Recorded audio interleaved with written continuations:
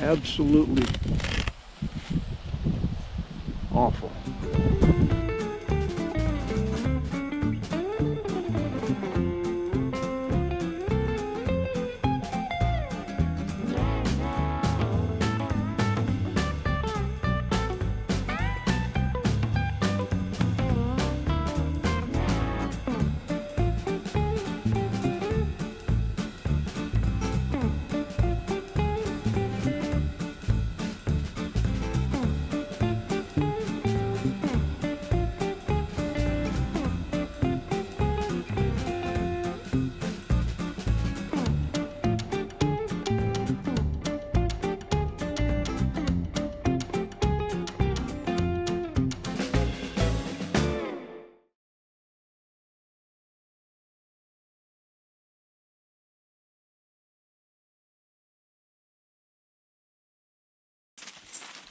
Dennis came over Wednesday afternoon. I heard a pounding. That's a rare sound at my house. I looked out, yeah, he's at the front door, the west door, which is all taped shut against the ladybugs. So I walked over, I motioned to him to go to the back door. And that's when he asked me for my phone number, but also we talked about the beavers. Oh God, he hates the beavers. He hates them.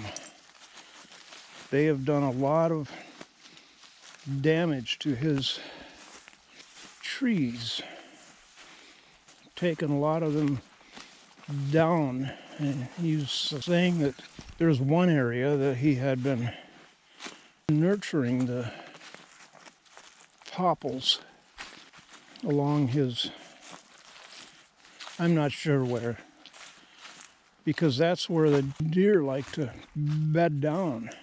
And he was talking about the deer population several or many years ago and how the beavers have destroyed that capacity. And the beavers are not being evil. In his mind, they are. But they're just living their lives as they do. That's what they do. And it interferes with Dennis's wants. But the beavers are just after their own good. There's nothing wrong with that. But they're interfering with human agendas. We're not leaving yet, Suki. Oh, I gotta rescue the chair. And a thought that keeps coming back to me more and more is how if there were no humans on this earth, the earth would do just fine because it's totally in balance. Always. It's a self-regulating system. Humans come along and they're a total turd in the punch bowl. In the natural world, without humans, everything is self-regulating. If one population of something gets too large, there are animals or birds, any manner of life forms that will make sure that imbalance is put back into balance. And it works. It's been working for millennia. But look at humans. We come along and first of all, we don't understand how the natural world works. And we don't care. I'm using the royal we, just humans in general. They want to do what they want to do, no matter what consequences. And that's why we are destroying the earth more quickly every year that goes by. And now we're understanding what we're doing, have done, and are up against. This past week, Congress or the Senate, they've called in major corporation heads to question them on all manner of their misdeeds. And the oil company executives and the coal company executives all are fighting tooth and nail to keep producing oil, which is gasoline for internal combustion engines, coal to heat homes and factories and all manner of what coal is used for. Keep the men employed. Those are jobs. Oh, it's bullshit. Yes, they're jobs, but it's the bottom line profits that the executives, the companies are concerned with. They aren't concerned with jobs at all for people. And time I hear about the robust potential for jobs in the clean and renewable energy developments. They don't want to hear that because that rules oil out. And that's their golden goose. They could become involved with clean, renewable energy sources, but no, we've got the infrastructure for oil. Where is the little kid to shout out, "The emperor has no clothes"? He'd be shot. Dead. Quickly. Waste no time on taking care of that little imp. The ragamuffin. Urchin. The question many of you are probably shouting for me to answer is the electrical outlet in the garage. Well, I hauled the snowblower over to the other side of the garage and got the snowblower running, and then texted Chuck this morning just alerting him to that outlet is dead. He answered back, check the ground fault and the breaker. Oh yeah, okay. Hadn't thought of that. But the reason I hadn't thought about it was the outlets that are dead have no ground fault interrupter built into them. So before I texted him that there is no ground fault in those outlets, I traced the power line over about 15 feet away on the same wall where there's more outlet, and those outlets had ground fault. And I pushed the reset and the little green light came on. Tested the bad outlet. Yep, it works. All right.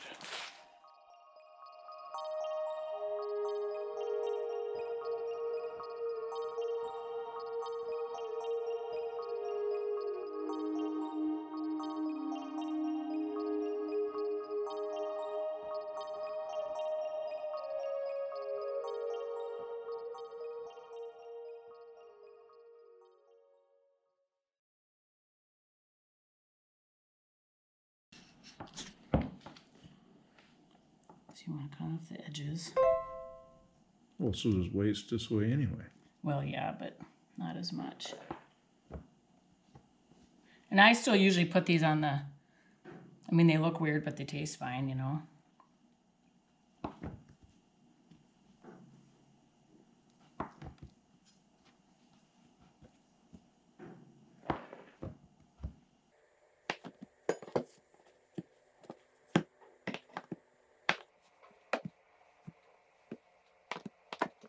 So then it's nice and open. So then it'll... I've seen some people talk about putting them right next to each other so they help each other grow. They can kind of press into each other when they go up. But I did that once and then they weren't baked thoroughly.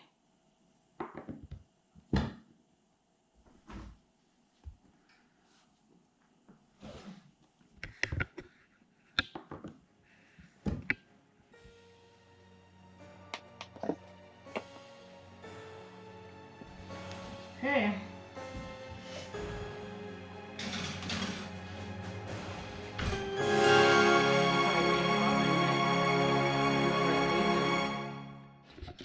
No. When he says what? Nothing. I'm cold. She said, I'm cold. 35 degrees out. I'm like, we came back early because it's cold. I live in Minnesota. If we go that way, it gets hilly. That way? Yeah.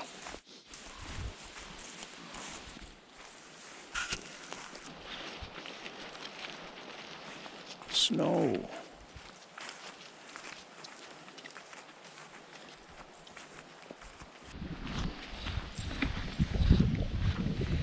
Good afternoon. It's not July and August anymore. It's Halloween, October 31st. 36 degrees right now. Wow. Looks a little different out here than it did July 21st.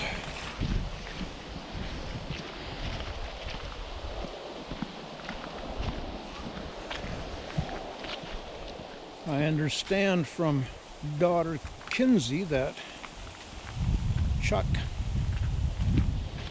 got a deer. Not around here on this property, which he's spent a lot of money on. Deer blinds, deer stands. He got his deer with his crossbow in the national forest. Oh, good for him. I don't know when the last time was he got a deer, but he's got one now.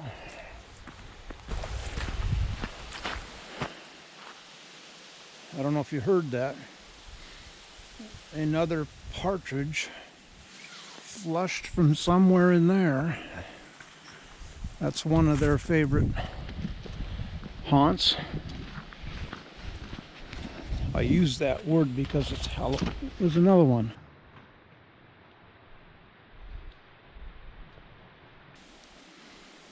Huh. I use that word haunts because it's Halloween. I gotta stick to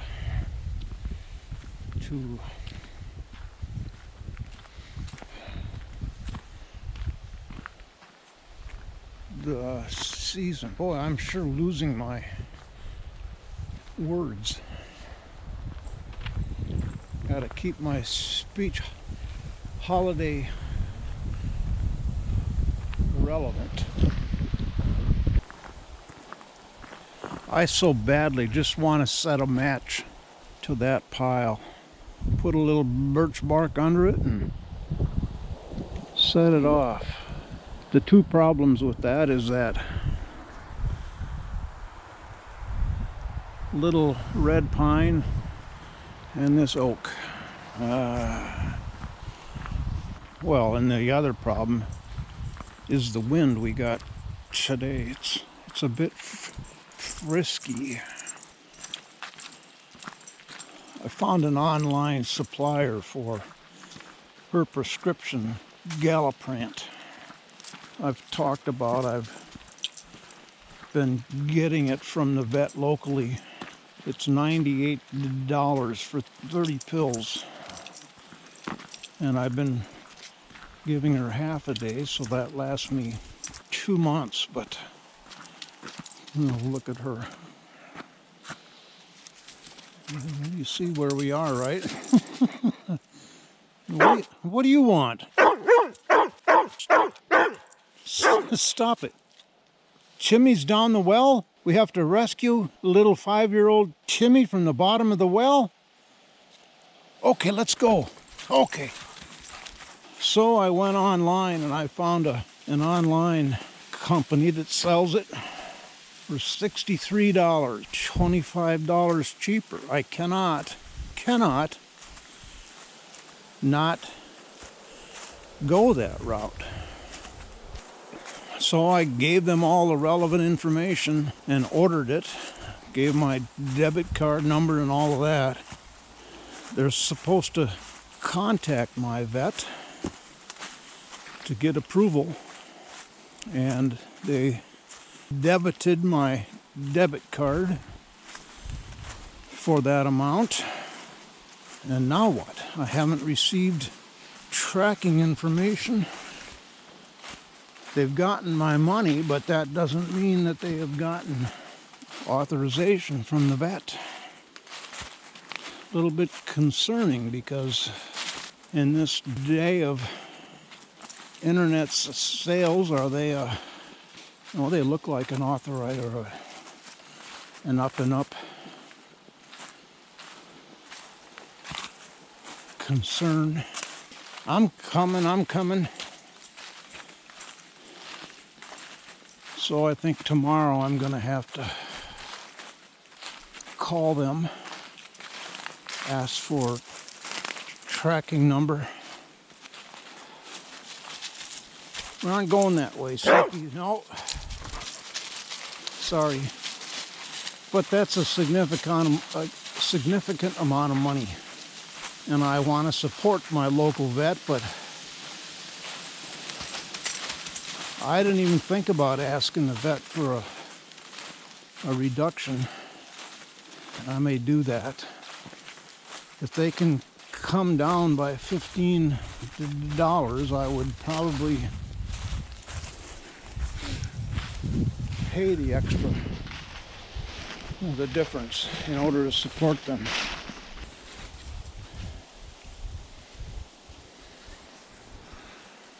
That's Otter Marsh in late October. You can see it from up here.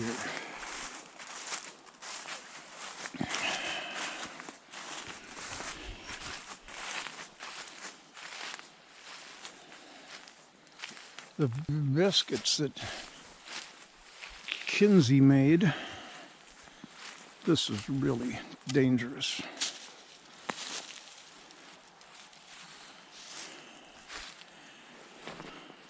Biscuits are superb. Oh my gosh. And all of the little details, I have got to get this out of here next spring. Kinsey did not use a rolling pin on it. She just leaned on it with the palms of her hands to flatten it out. And you think, well, that's no big deal. What's the big deal about that? A rolling pin not only exerts downward force, but it makes a pushing motion. Downward only pushes down, flattens. Rolling pin pushes the gluten fibers. And I think that's a significant alteration to the fibers. Oh my God. The crunch, the soft interior. I'm wild about them now. I gotta make them for myself. This chair is finally going back to the Ponderosa. I don't want it to get any more solar radiation, and I gotta put this where I can see it.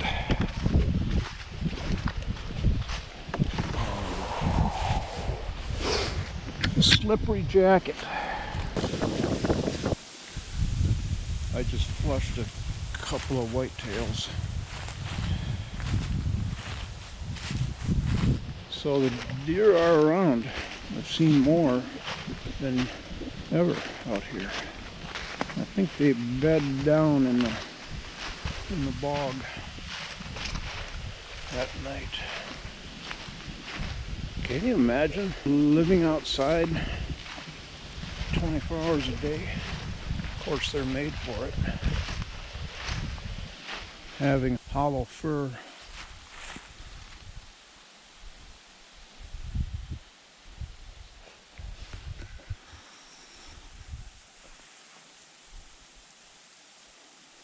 I opened up my weather app to see what the next few days has in store for us.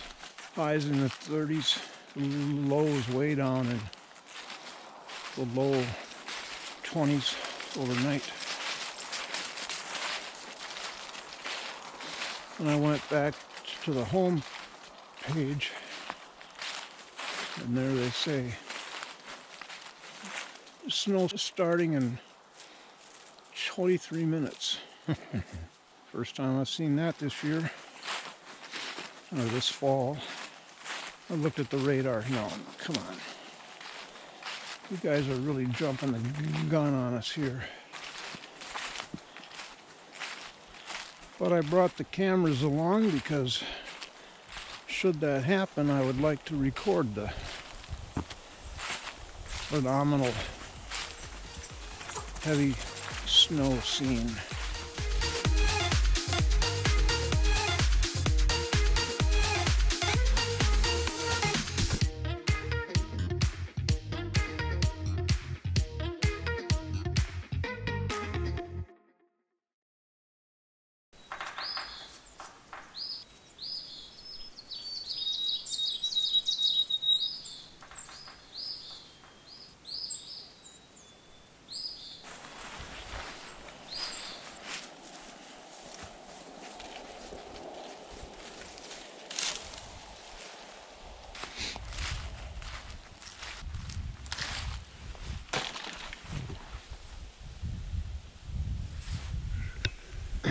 You know, that tarp was brand new a year ago.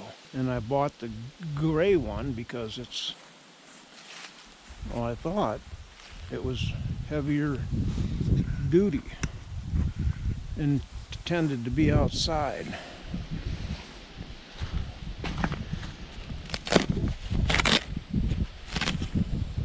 Absolutely awful. And I've thought about buying a real canvas tarp.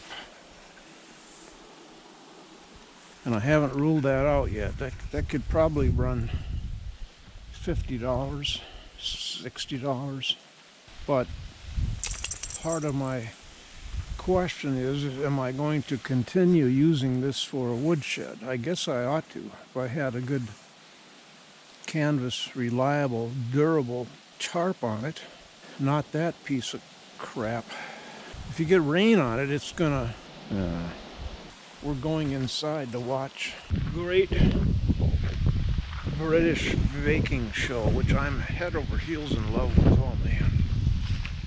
I had looked into it a month or two ago because it has such high ratings.